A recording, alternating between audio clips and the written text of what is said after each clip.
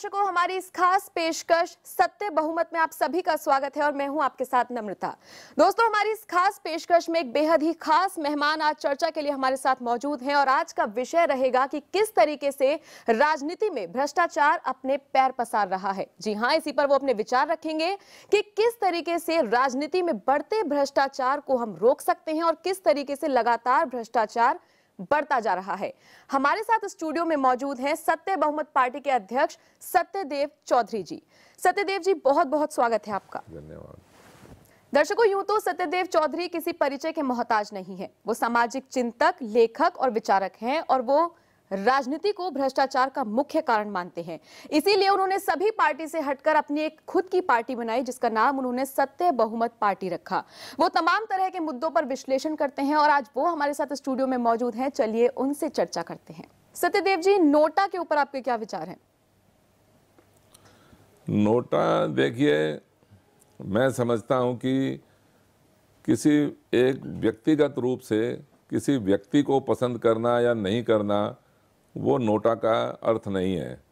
ज़्यादातर लोग इसको यही समझते हैं कि जी कि मुझे तो कोई भी उम्मीदवार पसंद नहीं है। अरे, नोटा तो कोई उम्मीदवार है ही नहीं। नोटा का मैं जहाँ तक समझता हूँ कि ये मतलब निकालना चाहिए कि हमारे को ये व्यवस्था पसंद नहीं है, इस व्यवस्था से हम सहमत नहीं हैं। नोटा का अर्थ ये होना चाहिए।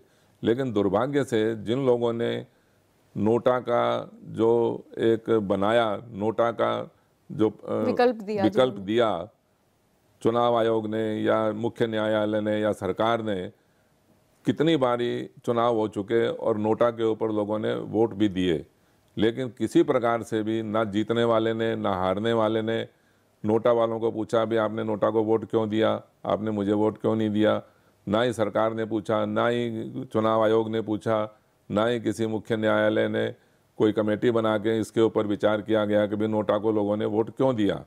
तो फिर नोटा का कोई महत्व नहीं है। अगर आप कोई सुधार करेंगे ही नहीं नोटा के माध्यम से, तो फिर नोटा बनाया ही क्यों। तो नोटा का मतलब मैं यही समझता हूँ कि भाई हमारे को एक नोटा के माध्यम से चुनाव में सुधार कैसे हो, हमारी एक प्रजातांत्रिक लोकतंत्र का सुधार कैसे हो, ये नोटा का मतलब होना चाहिए था, ना कि ये कि मुझे कोई भी पसंद नहीं है। मैं समझता हूँ कि अब नोटा एक बहुत अच्छा एक साधन है हमारे को प्रजातंत्र के अंदर चुनावों को सुधार करवाने के लिए। लेकिन जब आप इसका थोड़ा चिंतन करेंगे, अध्ययन करेंगे, और एक बात सच्चाई ये भी है कि जिन लोगों ने नोटा को वोट दिया उन्होंने भी कोई चिंतन नहीं किया, वो खाली नोटा को वोट दे गए और बैठ गए शांत हो गए। तो आपको नोटा को वोट देने वालों को भी कोई संगठन बनाना चाहिए था, कोई क्लब बनाना चाहिए था और ये चिंतन करते कि भी हम नोटा को वोट क्यों दे रहे हैं और क्या होना चाहिए। बिल्कुल, या क्यों दे रहे हैं, क्यों नहीं दे रहे हैं, इसके अगर पीछे अध्ययन हो या फिर उसका कोई मतलब कोई सॉल्यूशन निकले जी, तो उसका कहीं ना कहीं फायदा था। जी 3 साल हो गए हैं मोदी सरकार को जी, किस तरीके से देखते हैं उनके कार्यकाल को? देखिए, मैं व्यक्तिगत रूप से तो किसी की भी आलोचना, किसी का विरोध या किसी के ऊपर आरोप लगाने की ना मेरी कोई इच्छा है, ना मेरी कोई ऐसी क्षमता है।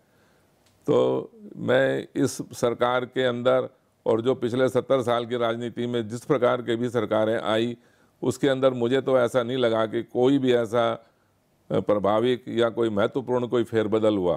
पिछली सरकारें भी गठबंधन से और जोड़ तोड़ की राजनीति से सरकारें बनाती थी और ये सरकार तो उससे भी ज़्यादा रिकॉर्ड तोड़ के गठबंधन और भ्रष्ट समझौतों के आधार के ऊपर राजनीति करके सरकारें बनाती हैं। तो इसमें कुछ ज़्यादा ऐसा कोई महत्वपूर्ण या प्रभावशाली फेरबदल देखने को नहीं मिला।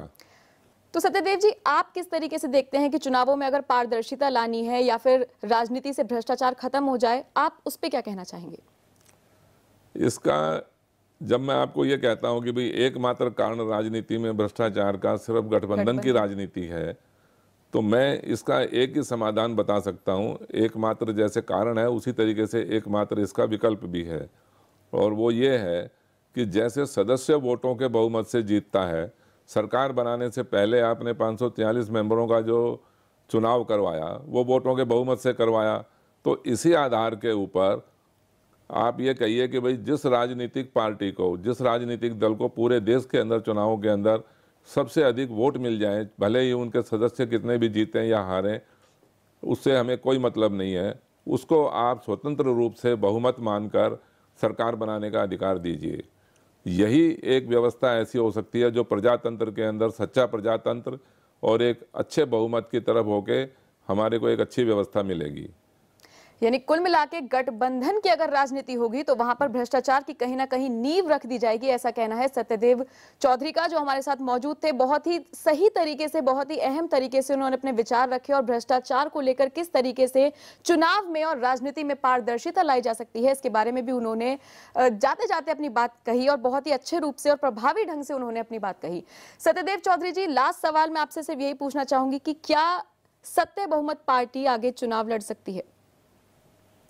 देखिए, हमने 10 साल तक इस बात को करते हुए हो गए, करीब करीब 10 साल बीतने को आ गए कि हम इस बहुमत के ऊपर चर्चा करने का प्रयास कर रहे हैं। भिन्न भिन्न प्रकार के लोगों से, नेताओं से मिलने का हमने प्रयास किया, लेकिन कहीं से भी हमारे को अच्छा एक संतोषजनक उत्तर नहीं मिला। हमारी ये संभावना थी कि भाई जो अब नई सरकार आएगी, कम से कम ये जरूर इस बहुमत के ऊपर बात करेंगे और कुछ ना कुछ ऐसा रास्ता निकालने का प्रयास करेंगे जिससे कि गठबंधन और जोड़ तोड़ की राजनीति को इसका किया जा सके। हाँ जी, तो गठबंधन की राजनीति का कोई विकल्प ढूंढने का ये प्रयास करेंगे, मेरी ऐसी संभावना थी। लेकिन जब मैंने देखा कि भाई ये तो बिल्कुल भी कोई इस बात के ऊपर प्रोत्साहित नहीं है और कुछ इससे सहमत नहीं है, तो हमने एक पार्टी बनाने का प्रयास किया।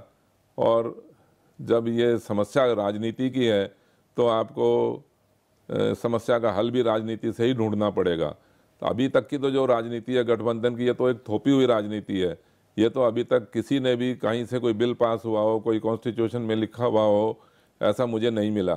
और अब जो हम बात कर रहे हैं वोटों के बहुमत की राजनीति की, ये तो लोगों के बीच में जाके, चुनावों के अंदर जाके, एक एक आदमी से जनमत बना के और उसे जब समर्थन मिलेगा तब इसको बदलने का प्रयास करेंगे। बिल्कुल निश्चित रूप से आप राजनीति से और चुनाव से ही इसका हल निकाल सकते हैं। गठबंधन राजनीति में भ्रष्टाचार का मुख्य कारण है और इसी तरीके से बहुत सारी बातें आपने कही, यहाँ पर दर्शकों को बताई। आपका बहुत बहुत धन्यवाद सत्यदेव चौधरी जी। उम्मीद करेंगे आगे भी आपसे मुलाकात हो, इसी तरीके से चर्चाएं हो। धन्यवाद, बहुत बहुत धन्यवाद। और इसी के साथ दर्शकों, मैं भी आप सभी से लेती हूँ इजाजत।